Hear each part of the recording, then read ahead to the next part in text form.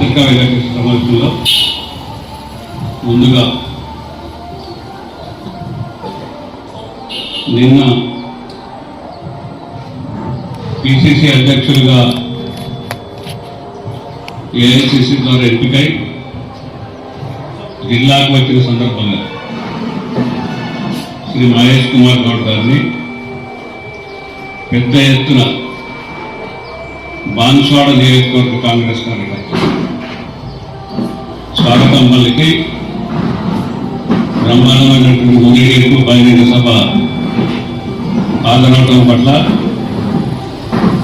బాన్స్వాడ నియోజకవర్గ కార్యకర్తలందరికీ ప్రత్యేకంగా ధన్యవాదాలు తెలియజేస్తున్నాను. అదేవిధంగా ఇటీవల ముఖ్యమంత్రి రేవంత్ రెడ్డి గారి ద్వారా వర్ణి మార్కెట్ కమిటీ పాలకవర్గం నూతనంగా ఎంపిక చేయడంపై పాలకవర్గానికి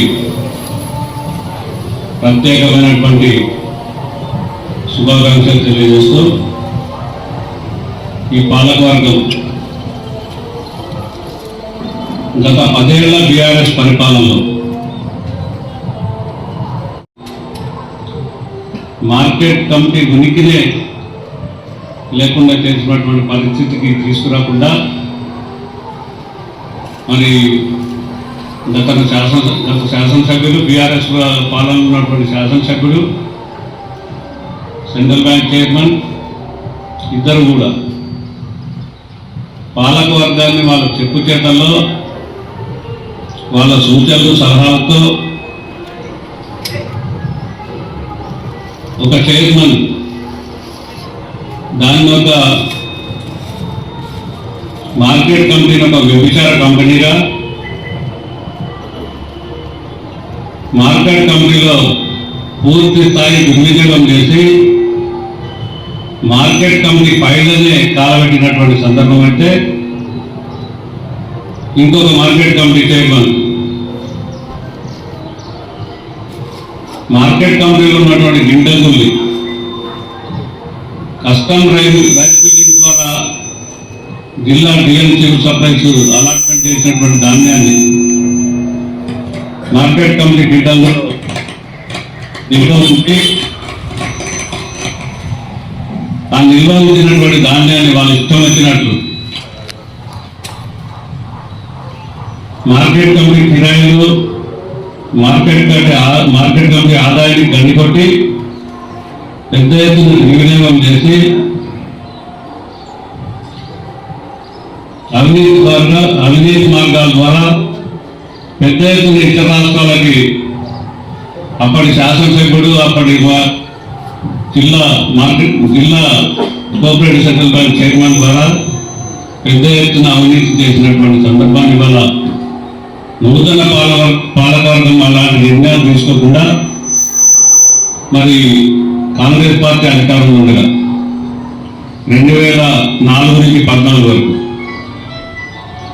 అప్పటి పాలకవర్గాలు ఏవైతే ఉన్నాయో మరి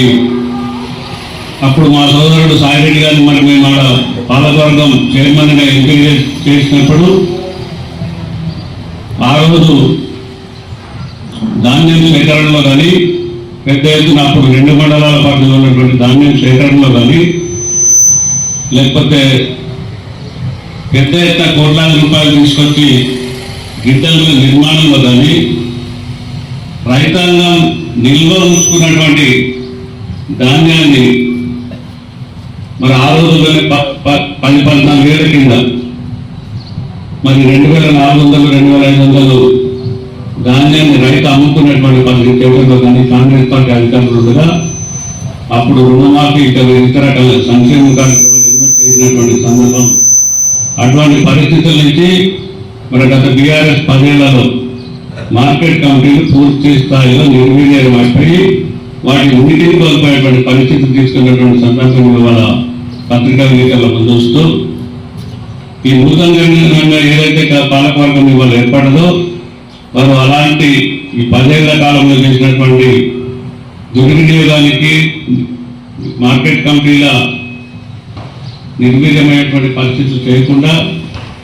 కాంగ్రెస్ పార్టీ వాళ్ళ ఎన్నికల మేనిఫెస్టోలు ఏవైతే పెట్టిందో 2 లక్షల రుణమాఫీ కానీ, రైతు భరోసా కానీ, లేకపోతే 500 రూపాయల బోనస్ కానీ, ఇంకా ఇతరత్ర రైతాంగానికి ఏవైతే సంక్షేమ కార్యక్రమాలు మేనిఫెస్టోలో పెట్టినటువంటి కార్యక్రమాలు ఉన్నాయో వాటిని మరి మొన్న ఇటీవల కొంతమంది రైతులు గిడ్డంగులు మేము ధాన్యం పెట్టుకుందామంటే కూడా ప్రభుత్వంలోకి వచ్చిన తర్వాత కూడా మేము వాళ్ళకి గిడ్డంగులు అలాట్ చేయలేనటువంటి పరిస్థితి. రెడ్డి సూరిబాబు అనేటువంటి రైతు నన్ను పలు పర్యాయాలు అన్నా మీరు అధికారంలోకి వచ్చి కూడా మాకేం ఉపయోగపడేటువంటి పరిస్థితులు ఉన్నారు, మరి మేము ధాన్యం నిల్వచుకున్నాం గిడ్డంగులు అంటే మరి అక్కడ ఉన్నటువంటి సంబంధిత అధికారులు మాకు సహకరించినటువంటి పరిస్థితి ఉంటుంటే మేము కూడా ఇన్వాల్వ్ అయినా కూడా మరి కొన్ని కారణాల వల్ల అక్కడ ఉన్నటువంటి గిడ్డంగుల పరిస్థితి వల్ల అవి గత చైర్మన్ల కాలంలో